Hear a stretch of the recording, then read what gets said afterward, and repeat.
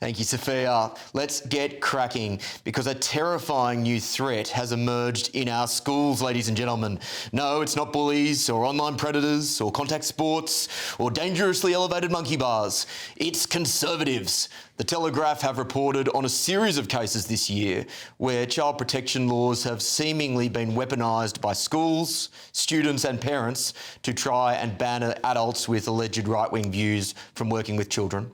The most recent case may be the most bonkers of them all. Earlier this year, a teacher at Henley College was accused of posing a risk to children and reported by the school to local officials in charge of child protection for the egregious threat of, wait for it, showing videos of Donald Trump to his sixth form politics class.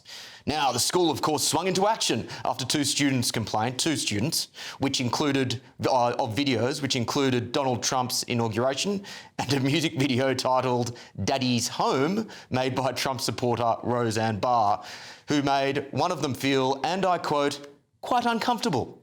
The teacher suggested another student claimed the videos left them feeling emotionally disturbed and having nightmares. Oh.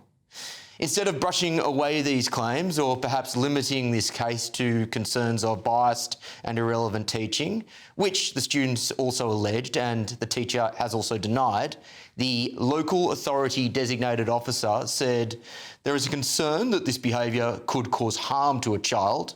There could be criminal offence from the views which could constitute a hate crime, and it's possible that his promoting of views could be radicalisation. They concluded, and get this, a referral to PREVENT, the government's counter-terrorism program, was, I quote, a priority. The teacher wasn't found to be a terrorist, but he was effectively forced to resign. He's currently looking for another full-time gig, but honestly, who would want to be a teacher today? This isn't an isolated case, ladies and gentlemen. Schools and universities across the country remain beholden to toxic, illiberal identity politics or wokeism. We've seen example after example this year of kids and young adults being brainwashed.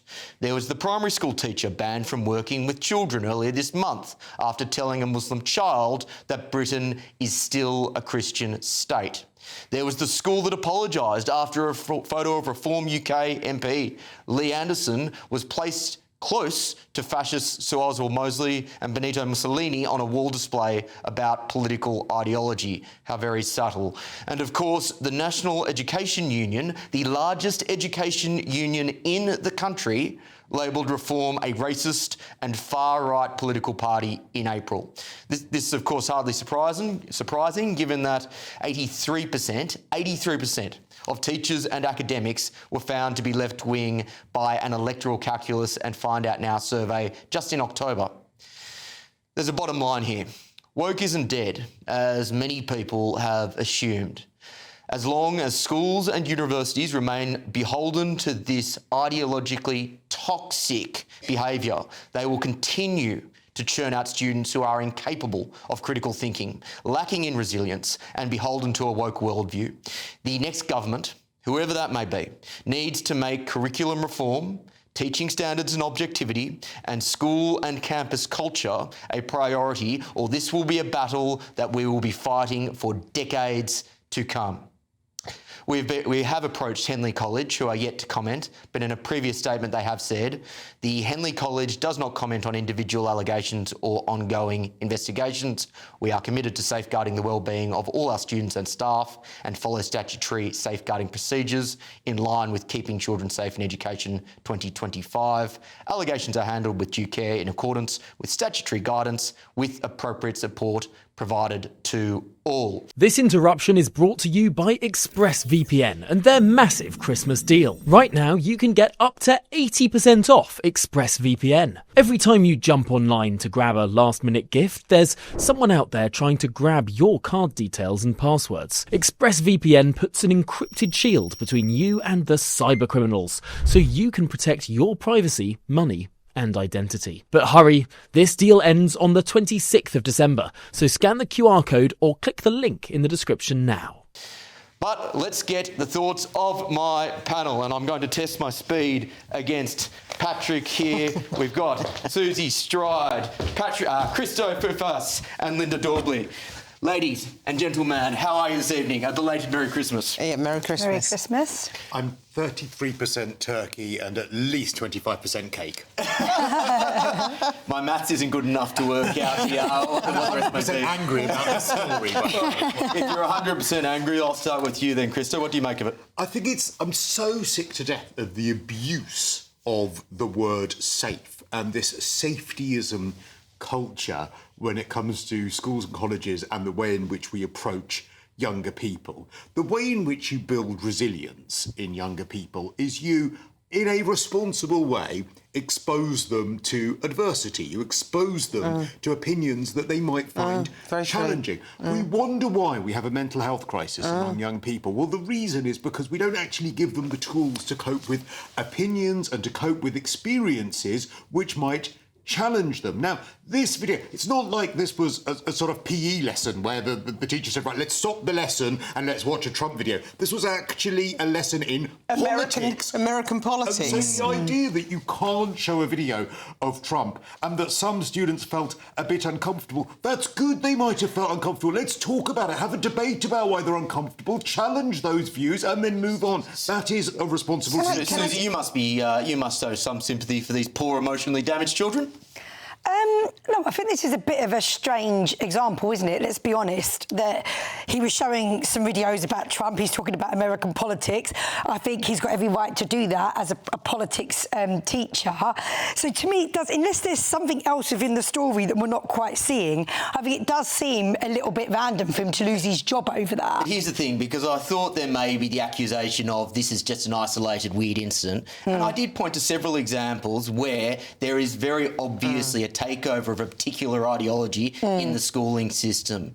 Surely you can see leftist ideology is now just swept through the school. I mean, look, I can only talk my own experience. Like, my son's school is fantastic. He's nothing like this at all. I worked in schools for many years, and I wouldn't say I saw him. I mean, maybe there are a couple of examples, but I don't think this is like sweeping across the nation.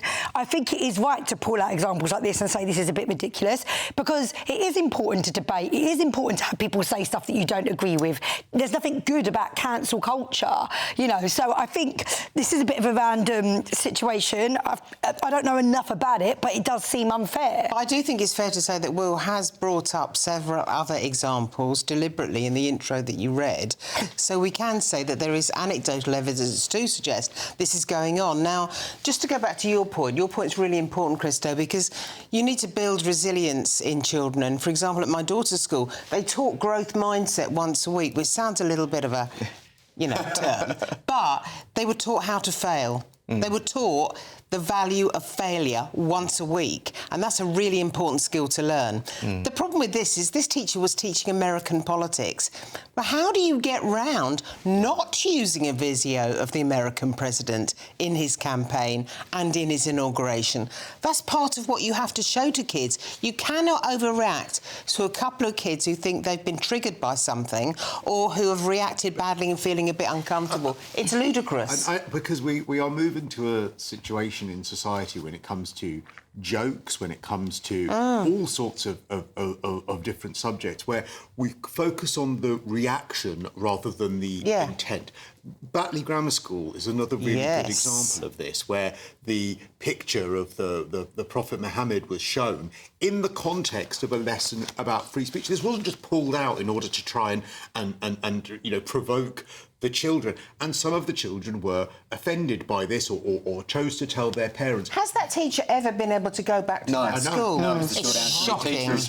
Shocking. And so I think that we have to move away from a society, and again, it's not just in schools, it's jokes as well, it's all sorts of things where we don't focus on intent, we focus on subject and reaction, and actually it is good that if it's done responsibly, people are challenged, because that's how you grow, that's how you solve problems. There has been this mentality on the left for potentially decades now that says that words are violence, and as a result of that, that leads to this sort of emotional harm and trauma narrative amongst some particular kids. Do you think it's healthy, Susie, I guess maybe is the wrong word, but do you think it's right that roughly 83% of educators in this country would lean left politically? I mean, there's a couple of things going on here. Number one, you do have the hard left, then you have the normal left, and then you've got centre ground left. You can't compare Tony Blair and Corbyn. These are two very different people. So what I'm saying is you will have people, like even that, trade union or whatever, you will have people that are saying certain things that me as a centre ground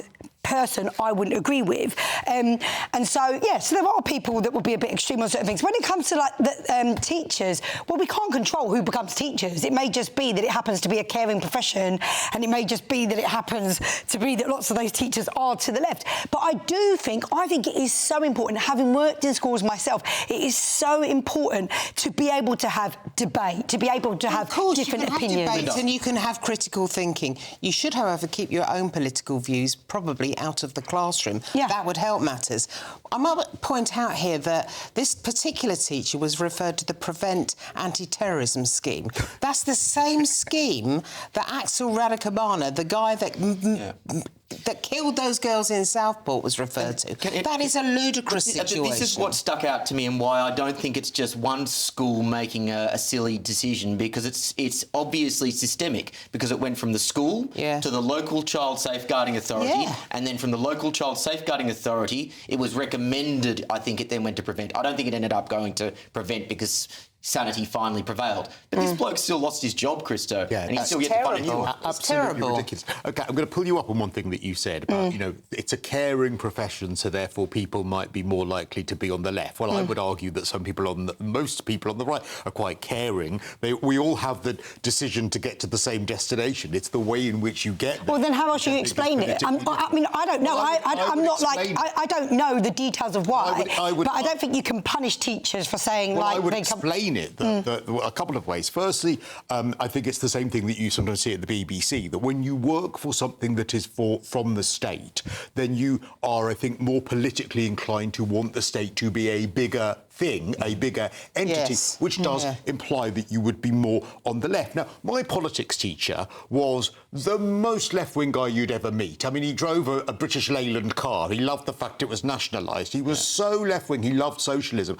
I knew that. I didn't care because actually he opened it up for debate. We would have the most, ding-dong rows in our politics class because he was open to us all talking about it. So I don't actually mind if a teacher has a bit of bias, if they're open about it and they open it up to the class to actually challenge it. It's when it becomes this toxic form of politics, this toxicity of trying to shut down opposite opinions or call them unsafe. And how quickly it was referred on. This school isn't very far from where I live. It's in quite a well-heeled part of the country. It wasn't really the teachers that started the ball rolling here. It was actual students that were complaining. Who felt they're not exactly living in Tower Hamlets, I can tell you. They felt uncomfortable. What do you mean by that? You said that they're not exactly living in Tower Hamlets. What's the comparison? I would assume that they were in fairly comfortable circumstances where they are unlikely to have some kind of nervous breakdown about watching a Trump campaign video. But this is I can understand it. Hear me out since you asked. I can understand it in a much more compromised area or challenging area. Maybe a kid has a problem there. I can really understand that. But, I mean, maybe I'm judging this school, but I drive past it at least twice a week. I'm amazed that those children should be triggered. What are the politics of that area, though? Is Henley It's liberal. It's a liberal constituency. Look, again, I look at this, I read this story, and I just think it is obviously a bit crazy. The guy just showed some videos in a lesson talking about American politics on Donald Trump. There's not really many people that wouldn't look at that and say, that's really random and a bit extreme and a bit odd. Extend this out to campus culture on universities now, where there is obviously this radical leftist, I would say not just fringe, but culture amongst a lot of the academic profession, which has a very distinct worldview, which is increasingly out of step with where society is going. I guess my question to you, Linda, would be, Is this something that can be changed by government, or is this unfortunately something that we're just going to have to deal with, you know, for years and years, and hopefully Well, I don't think government can change it because the fact of the matter is governments change. So I don't think government can change this. I think perhaps the education sector can start having some proper discussions. You know, why don't they exert some real critical thinking, examine the whole issue and start looking at it in all its complexity? Crystal, I'm not convinced they want to. I think all of this identity politics stuff started in the education institutions. It started in the universities, perhaps as far back as the 1960s. This is what we talk about, that long march through the institutions. And now they've got their way. I think if you don't get a handle on reforming those education institutions, these are the kids who one day are going to be in the media, in politics, in the corporates, and we're going to have to keep dealing with these sorts of culture war debates forever and ever. Well, let's remember, though, that hopefully when some of them actually start earning money and paying tax, they become slightly more right-wing because they realise that other people's money gets run out when you're handing it out to socialists. So there's that to hope for when they get a little bit older. I think hopefully the tide's turning a little when it comes to debates. I mean, I know that some, you know, this idea of no platforming in a lot of universities, that has improved somewhat. But I absolutely loathe that, and I desperately hope that the tide turns more on that and that we actually just debate things. If ideas are so offensive and dreadful, then tear them apart. Debate them. Say how terrible. If Trump is such a toxic, horrific character, then debate it. Say why he is. But I do think it's important to distinguish that, you know, again, as a kind of more centre-left person, I have a problem with that. I have a problem with people being shut down. Do you know what I mean? Like, I think that is, you know, not a good way to conduct debate. It's not a good way to do education. I mean, look, I went to Cambridge University. I remember having quite a very, very lefty professor, but I could debate with him and I could argue with him, and that wasn't shut down. My concern is that there is this growing tendency on the left, and I would suggest on parts of the right as well, to say that the response to problems around multiculturalism, for example, the problems around hate, in inverted commas, is to shut down speech and debate. You've seen that in the reaction to the Bondi in Australia, by the way. Oh, yes. Where the reaction to that has been to tighten hate speech laws. Yeah. That's all we've got time for in this segment.